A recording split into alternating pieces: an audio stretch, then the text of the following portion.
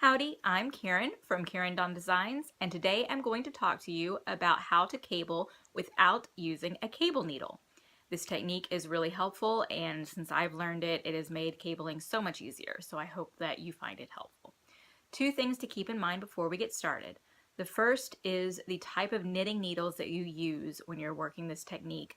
Make sure to pick needles that are sharp or very pointy. If you have very dull knitting needles, you're going to find this to be a challenge. We're going to really need to dig into some stitches, and so having sharper tips can be really helpful.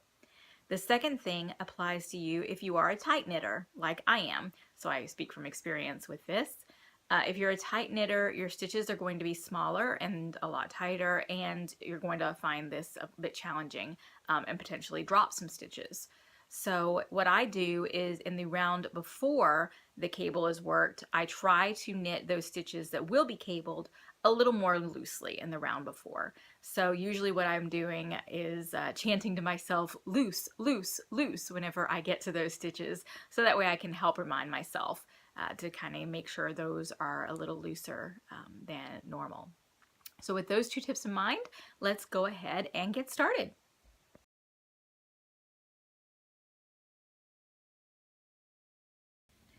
On these example cables that I'm going to show you, I'm going to work a 4-stitch cable. So that's a 2x2 cable. You can apply these techniques for any size cable, however. The first one I'm going to show you is alternatively called a C4F or a 2x2 LC, left cross.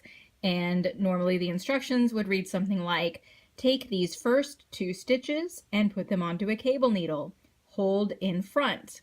Knit the next 2 stitches off the left-hand needle, and then knit those 2 stitches from the cable needle.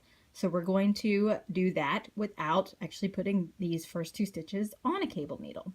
So since we want these 2 stitches to be held in the front, we're going to go around to the backs and see these stitches number 3 and 4. We're going to insert our needle into the backs of those 2 stitches.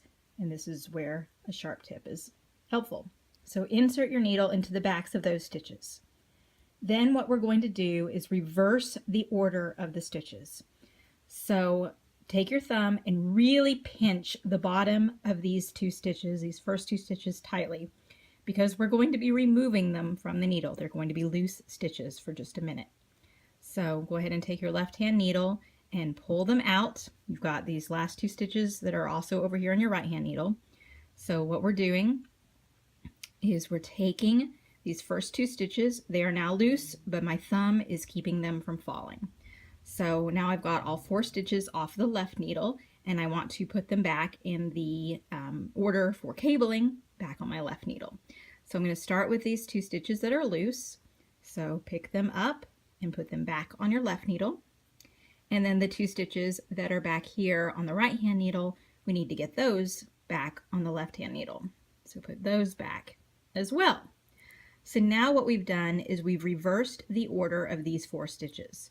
We haven't actually worked any of the stitches yet. We're just reordering them. So now we can actually go through and knit them.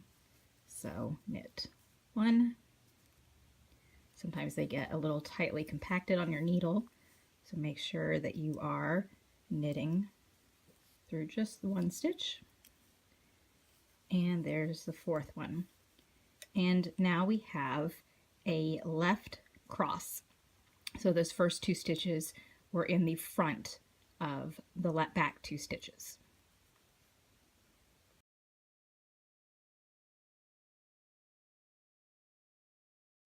So now we're going to do the same type of thing, but with the cable crossing the opposite direction. So this would often be written as C4B or a 2x2 right cross. And the instructions would read something like, take the first 2 stitches, put them on your cable needle, and hold to the back of the work. Then knit the next 2 stitches from your left-hand needle and knit the 2 stitches from your cable needle. So since we want these 2 stitches to go to the back of our work, what we're going to do is go into the front of stitches 3 and 4. So there, I go there. And then we're going to, like before, remove the left-hand needle from all 4 stitches. Make sure that your thumb is gripping the base of these 2 stitches back here really tightly because they are about to pop off the needle. So there they go.